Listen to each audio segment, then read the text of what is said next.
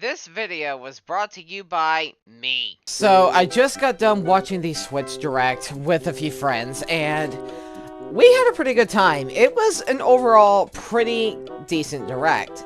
But with that being said, I do have some thoughts on it, and not gonna lie, I also am disappointed with this Direct at the same time. That is not me wanting to come at anybody who enjoyed the Direct saying that they shouldn't have enjoyed it, because it's all personal preference. Whatever you like is totally valid. If you saw some stuff in here that really excited you, then great. For me, there wasn't much that actually excited me, but this Direct overall was not bad. I'll give it that. But anyone who knows me already knows where my disappointments lie with this Direct, so I'm gonna kind of get those out of the way first. Let's just go ahead and address, like, the obvious one here. Obviously, Wind Waker HD, as well as Twilight Princess HD, did not show up at this Direct. I honestly expected them not to. I didn't have my hopes up too high, but when this Direct was announced, part of me was kind of clinging onto it that maybe this will finally be when they give it, like, the treatment it deserves. Give the games the treatment they deserve, and finally bring them to Switch. So, like, the thing is, Switch 1 is getting ready to wrap up. It's literally on its last year as the main console. And I figured this would be the perfect time for Nintendo to actually release it, because this would be the perfect swan song to the Switch 1. But no, they didn't do that. So, yeah, Wind Waker HD and Twilight Princess HD, unfortunately, are just not coming to Switch 1. I'm pretty confident that they're not going to ever come to the Switch 1 at this point. And honestly, it's genuinely a shame that these games have not been ported, because Twilight Princess HD and Wind Waker HD have been stuck on the Wii U ever since they came out. I know they were on the GameCube and Wii, but thing is, the GameCube did not sell that well. Neither did the Wii U. So, Wind Waker is kind of stuck in this area of Nintendo where it's on, like, two systems that didn't sell well. Twilight Princess is kind of in a mixed bag here, because the GameCube version obviously didn't sell that well because it was a limited print run, and like I said, the GameCube itself didn't sell that well. The Wii version sold brilliantly because almost everyone had a Wii, and that was just more popular. So the Wii version of Twilight Princess sold pretty dang good, and the Wii U just did not sell well, so the HD versions of these games naturally didn't sell well either. So it would be amazing if they did bring these games to the Switch, because people have been begging for them for years, and sadly, Nintendo just, for whatever reason, hasn't done it.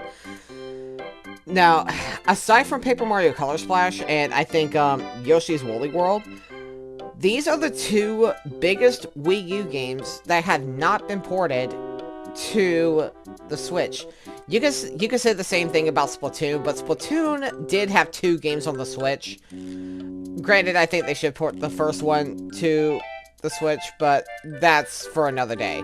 The case in point, Wind Waker HD and Twilight Princess HD, these are the biggest Wii U ports in terms of demand for Switch ports. And they just didn't happen. Now, granted, I'm not going to sit here and say that they will never be ported at all. I just don't think they're going to ever be ported to Switch 1. Switch 2, on the other hand, I'm going to try to be hopeful that they will be ported to Switch 2, because these games will have a much bigger chance on the Switch 2 than what they ever had on the Wii U.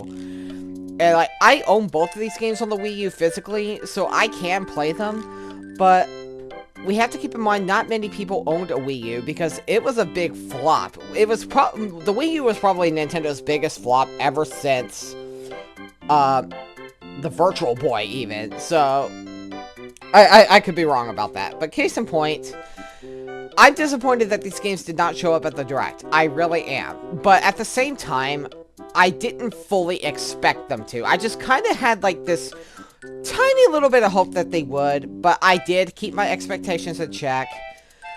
Came out a little disappointed that they didn't show up, but I also expected them not to. That being said, the Direct as a whole was a bit mid. There was some stuff that I liked from the Direct, but I feel like there could have been more. I don't know, that's just me personally. I'm not going to go over every single game in the Direct. I will go over a good amount of them, kind of briefly. I will touch up on some of the ones I'm excited for, but I'm mostly going to gloss over most of what was in the Direct. So, do keep that in mind going into this. I'm probably not going to show every single game that was shown off here. I'm going to show the more bigger titles. If you want to see everything that was in the Direct, I recommend just going back and watching the Direct. You'll get more concrete info on what was actually released there. This is if you haven't watched the Direct. If you have watched the Direct already, then you already know what to expect. So, keeping all that in mind, let's go ahead and move forward. Now, as I stated, I'm not going to show every single release that was shown here, but I will show a lot of the major ones. We got our first look at Dragon Quest 1+2 HD, and my lord, it looks so good. I actually bought Dragon Quest 3 HD 2D, and I have actually been waiting to play it until 1 and 2 HD 2D come out. We finally get to see these games. Now, if I remember right, a release date has not been shown for these. I could be wrong. I'm actually going to watch this just to make sure that I'm right about that. But this game looks great. Like, good lord. I love the way this looks. Like, old RPGs like this just really get me excited. I love older RPGs and whatnot. That's why I'm such a big fan of older games like Wild Arms or like Final Fantasy VIII or just Golden Sun, stuff like that. Games like that I adore to pieces. So seeing this like as the start of the Direct, this was great. Okay, so we didn't get a release date. It's coming out this year, but we don't have an actual release date for it yet. Kind of disappointed that we didn't see one, but I know we'll get one eventually. So, anyway, moving on to the next thing that I'm excited for. Now, this right here, I never played this game. But, I believe it's pronounced Rado? I think it's pronounced Rado. Anyway, this was on the PS2. And, yeah, Rado Remaster: The Mystery of Solus Army. This, I never played this. But this game was evidently stuck on the PS2 for a long time. It's set in the Shin Megami Tensei universe. It looks great. I'm a fan of Atlas, so I absolutely am stoked for this. It looks so good, too. Like, oh my lord. I can tell that this is going to be a frustrating game, though. With this being like an older Shin Megami Tensei style game, except that it seems to lean more on the action side, so I don't know, maybe it won't be as frustrating as I think. I've never played it. People who've played it can confirm, but this game looks good. Like, it looks really good. I'm excited for it. I really am. As a fan of Atlas games, this looks right up my alley, so definitely am looking forward to this. Okay, I couldn't just not put this here. This looks interesting. Shadow Labyrinth. This game looks interesting, and they even confirmed that they were intentionally putting a twist on the classic Pac-Man. I don't know why this intrigues me so much.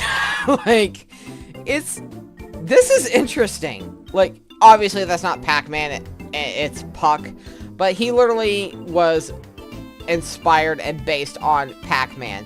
Design-wise, the way he's moving up and down the walls and everything, and even eating freaking power pellets. Like, come on. You can't tell me that's not Pac-Man. Heck, the developers, like I said, they confirmed that this was a twist on the classic Pac-Man. So, yeah, this honestly has me intrigued. I low-key want to play this. I don't know if it's a Switch-only game. If it is a Switch-only game, then I'll definitely get it on Switch, but case in point, this right here, oh my lord, I can't help but be intrigued by it. It looks fun. It looks good. Patapon. Oh wait, never mind. Next. I'm not particularly excited for this game, but I figured, anyone who is excited for it, I should at least go ahead and make note of it. Story of Seasons is getting a new game as well. I'm not really into Story of Seasons, but I figured, why not? It looks cozy. It doesn't look bad. I'm not really a fan of this style of game most of the time. Now, I do like some games like this, but I just never got into this series. Even back when it was still Harvest Moon, I never got into it. So, I don't know. Maybe you're excited for it. Me, personally, not really, but it doesn't look bad. It looks like one of those cute, cozy farming games, so, you know, why not? If you're excited for it, definitely let me know in the comments below, because while it doesn't look like a game I would like, I know for a fact that there's people within my friend circle who love these games. So, if you're excited for it, definitely go pick it up. It doesn't look bad. It like I said, it looks cute. It really does. You guessed it. There was no way, and I mean no way, I was not going to talk about this. Metroid Prime 4 Beyond. This game looks phenomenal. Oh my lord. This game looks so phenomenal. Look at this. The art style, the graphics, the gameplay, the environments. Everything about this game looks incredible. Like, oh my lord. Planet Veros, I think that's how they pronounce it. I think this planet looks fantastic. Like, I've always thought the Metroid Prime games looked great, and Metroid Prime Remaster on the Switch looks beautiful. But this looks way better, in my opinion. This looks like it could easily be a next-gen game. Easily. It makes me wonder if they actually are going to release a Switch 2 version. I know for a fact that it's going to be backwards compatible with Switch games, so I do think this game will, of course, be playable on Switch 2 and look even better. But, good lord, this game looks so good. Like, oh my lord. The people who make the Metroid Prime series, they are freaking wizards. I swear, they are freaking wizards. They know how to make a game look good. But I think one of the biggest things for me with this game is they are introducing psychic abilities. This is something that was never in a Metroid Prime game before. Psychic abilities, these are going to add a new type of flair to this game. Like, imagine the puzzles you can do with these. And like, look at this crap. Psychic abilities can even be used to control your freaking guns. Like, excuse me? Oh my lord, that just looks so cool. I freaking loved that. I was ecstatic when I saw that. Definitely cannot wait for Metroid Prime 4. This game looks so good. I'm gonna have to run through the first 3 games before I play this. I haven't played Metroid Prime in a long time, so I need to go through these. I need a refresher. And yeah, get this game. Also, before I move on to the next game, look at that suit. Look at that suit. That suit looks so good. It reminds me of the suit that Samus has in Metroid Dread, except the color is different, but it looks so awesome. Oh my lord. Anyway, moving on. I love the fact that I said I wasn't showing off every single game, and yet here I am still kind of sort of showing them all, but I could not show this one either. The Disney Villain Cafe game, the title was just on the screen, and it still slipped my mind, but yeah, this game looks interesting. It's a friend of mine that was watching this with me literally described it as Disney villain coffee talk, and I can kind of see it. I really can. This looks interesting. Like, it's not the type of game I would typically get, but it is interesting. Like, oh, well, no one makes coffee like Gaston, right? Yeah, Disney Villains Cursed Cafe. Anyway, this game looks interesting. I would say get it. They literally shadow dropped it, so there you go. And while I'm at it, since it's already moving on to the next one, this game is actually one that I really want to get. It looks fun. And I gotta say this, I made the mistake of thinking Chucklefish was the name of the game, but that's the name of the people that made the game. So that was a oops on my part, and I got laughed at when we were watching this. So yeah, deservedly so. But yeah, this game looks fun. I can tell it's an indie game, but I don't mind that. I love indie games, so for me, this would be right up my alley. I don't know that much about it other than what they've shown. It looks cozy. You and like 4 people can team up and like do a bunch of stuff together and whatnot. It kind of gives me that School of Witchcraft and Wizardry thing that Harry Potter does, like that kind of vibe, except that it looks like it does it better, and it does look more like a cozy game. But yeah, Witchbrook looks fun. I don't know when I'm gonna get it, but I definitely want this game. It looks like a ton of fun. The Eternal Life of Goldman. Oh wait, next. Gradius Origin, wait a minute. No, not that one. Not that one. No, not this one! The real star is Salamander 3. Wait, dang it. No, not this one. Shut it down. Shut it down! No disrespect to anyone who likes those games. I'm just not really all that excited for them. I figured I'd briefly show them. This game, though, on the other hand, looks pretty fun. I'm not gonna lie. I didn't think I would be, like, interested in this, but Rift of the Necrodancer looks fun. This game was previously announced, I believe, but we never got a release date for it, and they finally decided to show it again. So yeah, Rift of the Necrodancer, it's available now. It looks fun. Not typically my type of game, but it looks fun. Next, we got this right here. And not gonna lie, I made the mistake of thinking this was an Animal Crossing Neopets game, but it didn't register in my mind that this is a Tamagotchi game. So yeah, or I guess it's pronounced Tamagotchi, but here's the point. This game looks cozy. It looks fun. A couple friends of mine are actually interested in this game. I'm personally not that interested in it, but I can see the appeal of it. It's cute. It's cozy. There's a lot of fun things you can do with it.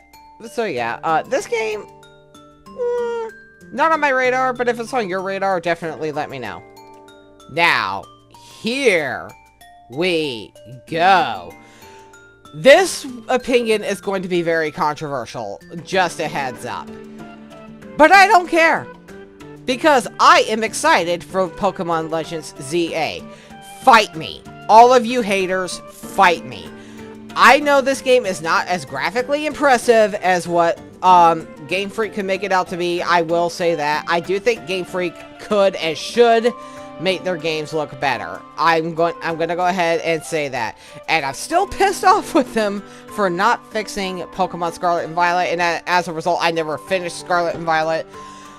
But darn it, I am excited for Legends ZA. I really am. I think the game looks better than Scarlet and Violet. That's a controversial opinion, I know. I don't care. Let me be excited in peace. That is all I ask. If you're not excited for it, you don't have to get it. If you are excited for it, get it. Case in point, if this game doesn't interest you, then don't get it.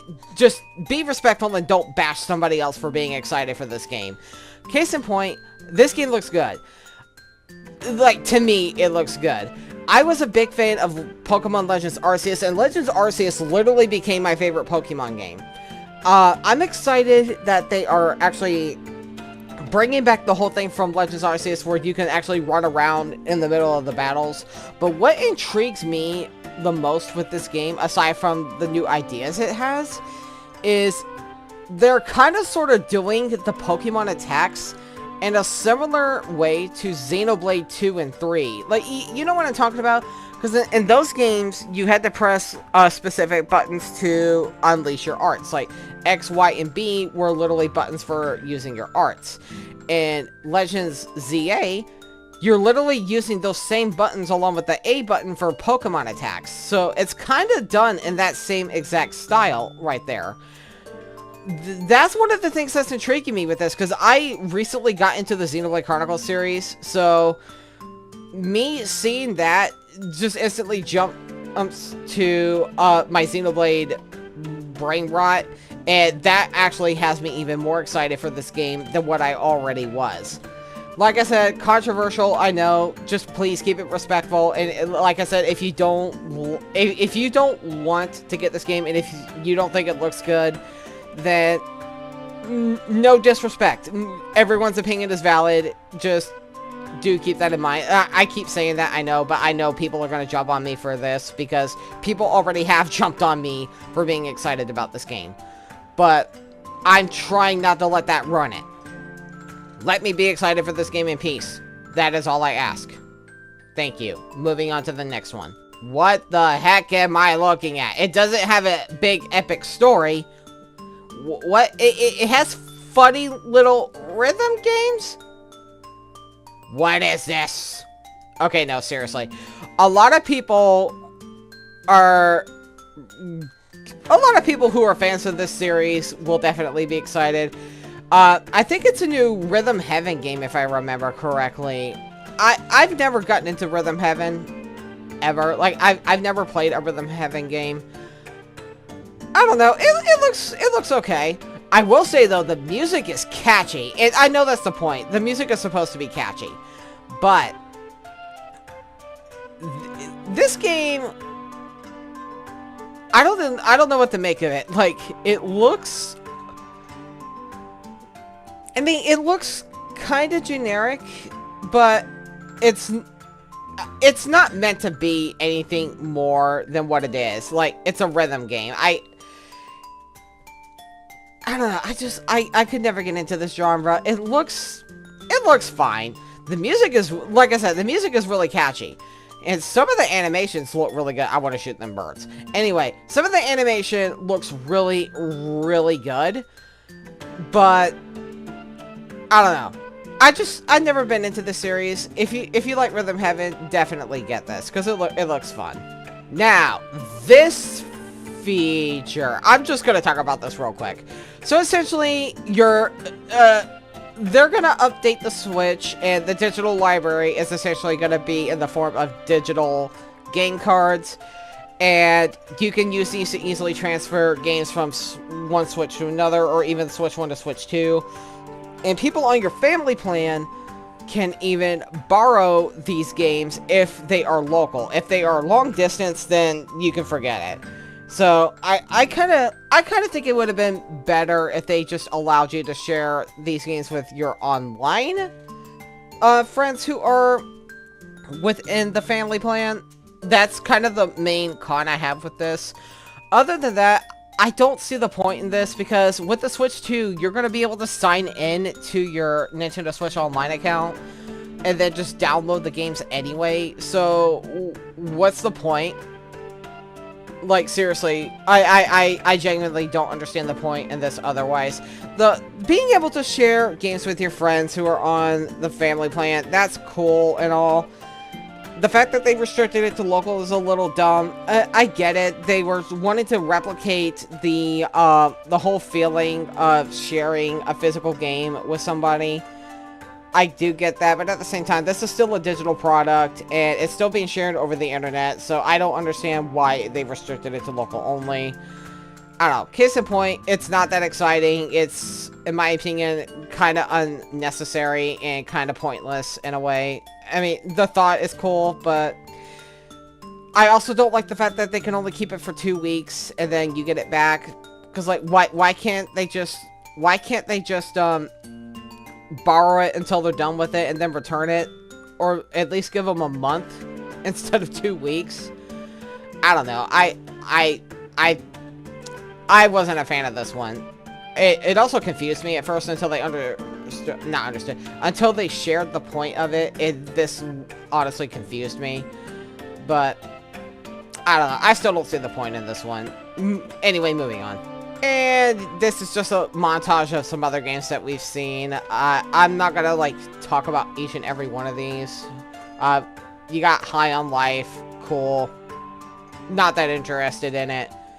Looks like a shooty. Not my type of game. Star Overdrive, again, looks cool. I may get it. I don't know. Kind of not that excited for it. Wandering Village, don't care about.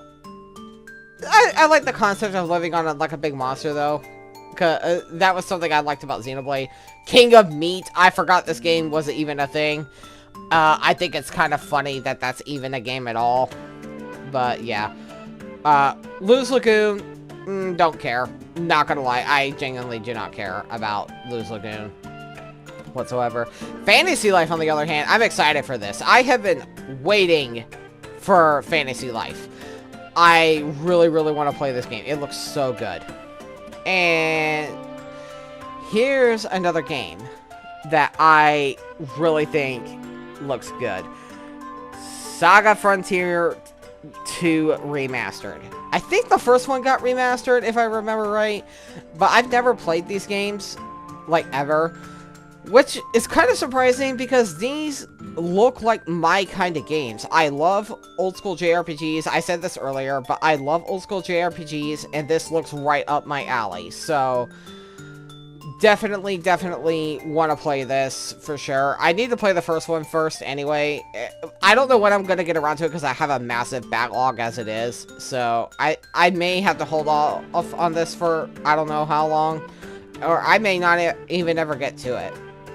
Not sure yet. But it looks fun.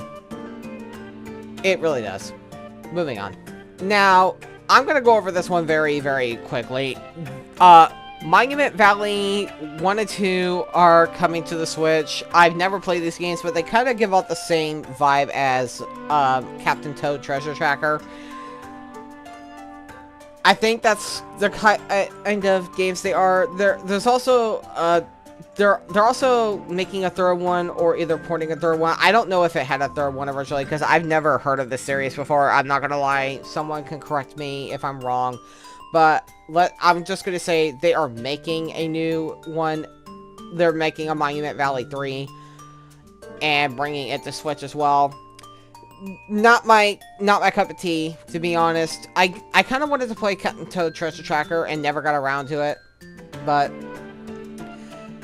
honestly, overall, not my thing. If you're excited for it, let me know. But I wanted to at least point out that this was here at the very least. So there you go. Be excited for Monument Valley. It's the third one's coming in summer. Okay. Anyway. Moving on. This one surprised me. At first, I thought this was a new Mario Golf game, but it's literally a new Everybody's Golf game. Everybody's Golf Hot Shots. Not the biggest fan of golf in any shape or form, to be honest. But it doesn't look bad. It kind of gives me Wii Sports Golf vibes. Not gonna lie. So, I enjoyed Wii Sports Golf a little bit. I'm not like a big fan of it or anything. Golf was never really something I was into, but the fact that it's kind of giving off Wii Sports vibes does have me intrigued.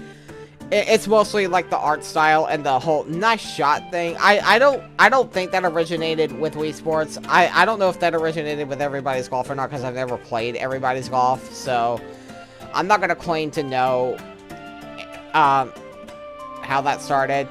Case in point, it looks okay. It's not my type of thing, but if you're excited for it, then great. And I actually know somebody who will be excited for this.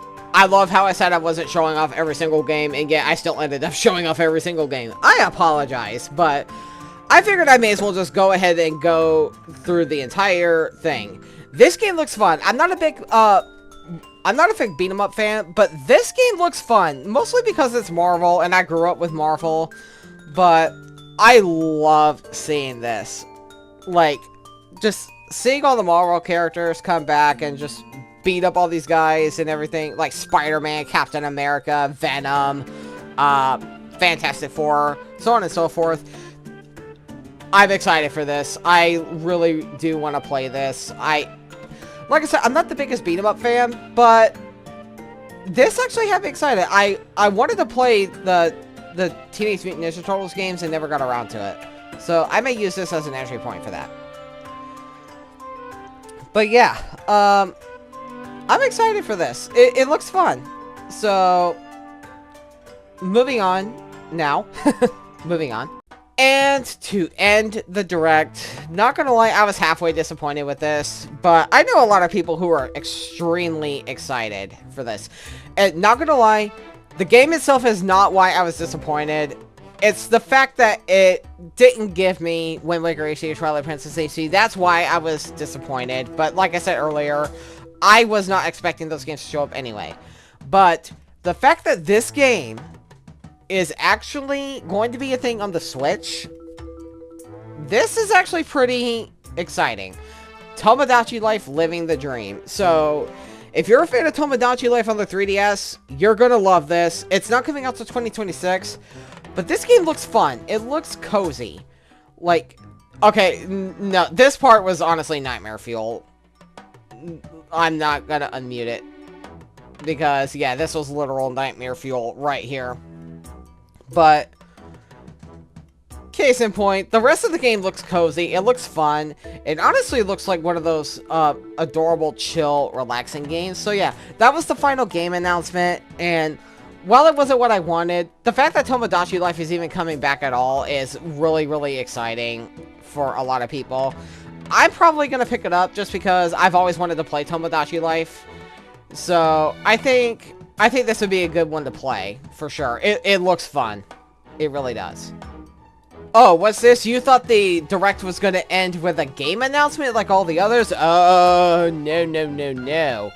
This one ended very, very differently than what we normally get. So, case in point, Nintendo confirmed that they are still going to do Directs like they have been doing, but now we're going to be getting information in a different way.